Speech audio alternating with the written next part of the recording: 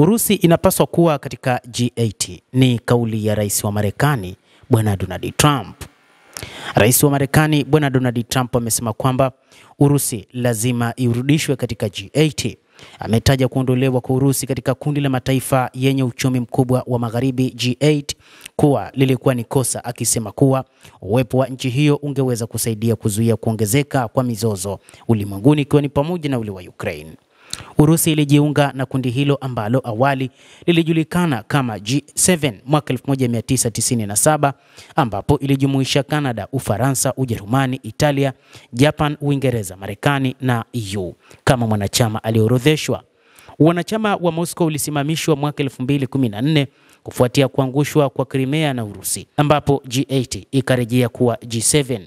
Crimea ilipiga kura ya kuondoka kwa Ukraine na kuwa sehemu ya Urusi kupitia kura ya maoni baada ya mapinduzi ya Maidan yaliyoungwa mkono na nchi za Magharibi mjini Kiev. Trump aliyesema hayo siku ya Jumatatu katika ufunguzi wa mkutano wa viongozi wa G7 nchini Canada, akikumbusha kuwa Urusi ilikuwa ni sehemu ya kundi hilo hapo awali na sasa inapaswa kurudi katika kundi hilo. G7 zamani ilikuwa ni G8, alisema katika mkutano wake wa kwanza wa mkutano huo na waziri mkuu wa Canada Mark Carney, rais wa zamani wa Marekani Barack Obama na mtu anayeitwa waziri mkuu wa zamani wa Canada Justin Trudeau hawakutaka Urusi iwe mwanachama wa G8 na ndio ambao waliondoa. Na ningesema kwamba hilo lilikuwa kosa, kwa sababu nadhani haungekuwa na vita hivi sasa ikiwa ungekuwa na Urusi ndani, na haungekuwa na vita hivi sasa ikiwa Trump angekuwa rais miaka 4 iliyopita, alisema. Trump mara kwa mara alikosoa kutengwa kwa Urusi na kueleza wazo la kurudisha Moscow wakati wa muhula wake wa kwanza, ingawa pendekezo hilo lilikataliwa na wanachama wengine.